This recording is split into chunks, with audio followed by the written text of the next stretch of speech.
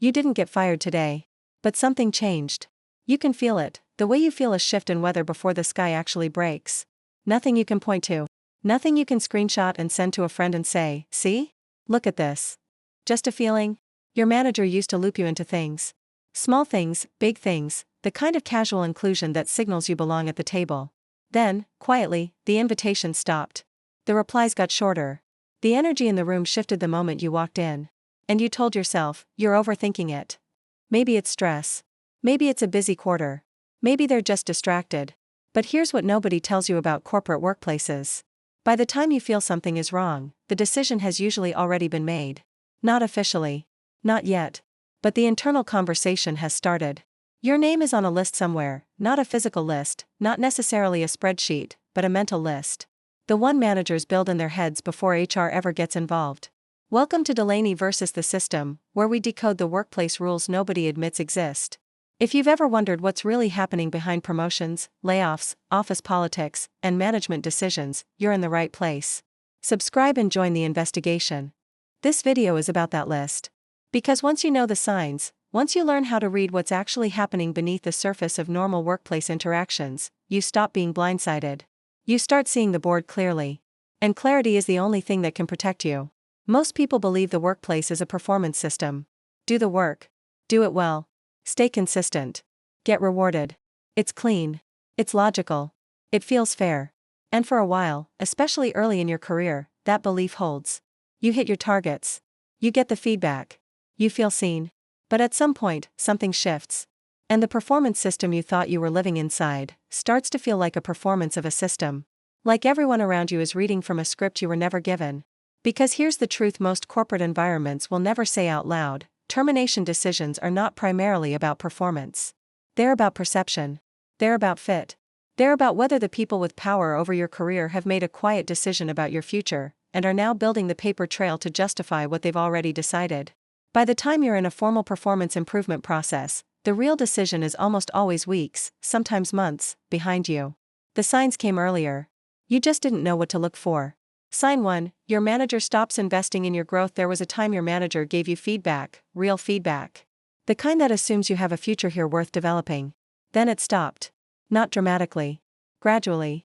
The check-ins get shorter. The coaching disappears.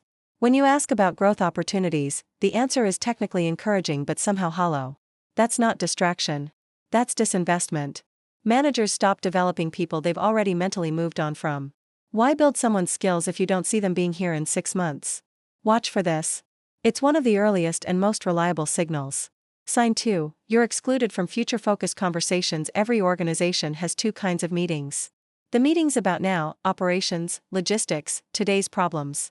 And the meetings about what's coming, strategy, planning, new initiatives, next year's roadmap. When your name quietly disappears from the second category, pay attention. You're still invited to the operational stuff. You still have a seat at the table for current responsibilities. But the future-facing conversations? The ones where decisions get made about what's next? You're not in those rooms anymore. That's not an oversight. That's a signal. Sign 3, positive feedback becomes vague and performative. You finish a project. It goes well. And your manager says, "Great work. Really solid. Sounds fine, right?" Except 6 months ago, that same manager would have said, "This was strong. I'm thinking we put you on the Henderson account next because of this." Notice the difference. One connects your performance to your future. The other acknowledges your performance and stops there. When praise loses its forward momentum, when it stops linking what you did to what comes next, that's not positivity. That's closure dressed as a compliment. Sign 4, HR becomes suddenly interested in you. HR is not your friend. That's not cynicism, that's organizational reality. HR's primary function is to protect the company, not the employee. And when HR starts showing unusual interest in you, sudden check-ins, questions about how you're feeling about things, invitations to conversations that feel oddly pastoral, something is being documented. You are being managed toward an exit that someone needs to be able to defend legally. The warmth is not warmth. It's paperwork with a human face. Sign 5, your workload quietly shifts. One of 2 things happens here, and both are signs. Either your workload decreases. High-visibility projects get reassigned. You're told it's bandwidth management or restructuring priorities. But what's actually happening is that someone is ensuring your absence won't create operational chaos. They're quietly redistributing your responsibilities before you're gone. Or your workload increases, suddenly, unreasonably, in ways that feel designed to fail. Every deliverable is a trap. Every missed deadline becomes a data point. You're not being set up to succeed. You're being set up to document. Both directions lead to the same destination.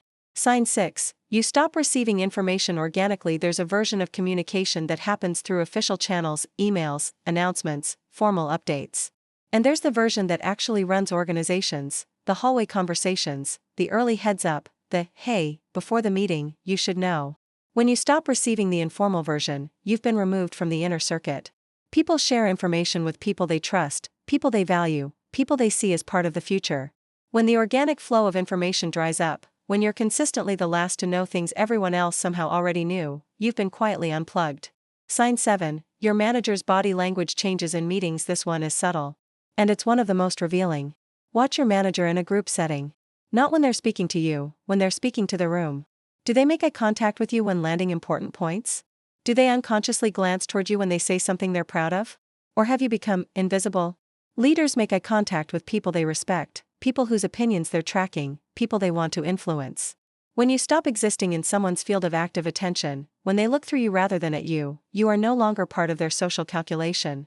That's a cognitive shift, not a mood. Sign 8. Colleagues start acting differently around you. People inside organizations are exquisitely sensitive to political power. Before any official announcement, before any formal process, the people around you will often know, or strongly sense, that your status has changed.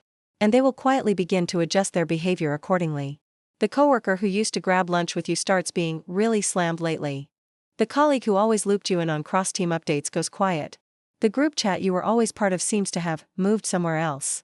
Nobody is being cruel. They're being careful. They're making calculated decisions about who to remain visibly aligned with. And when your political currency drops, people feel it before you do, and they protect themselves first. Sign 9. Your ideas stop getting traction. You speak in a meeting. You offer a suggestion. Something reasonable, something thoughtful.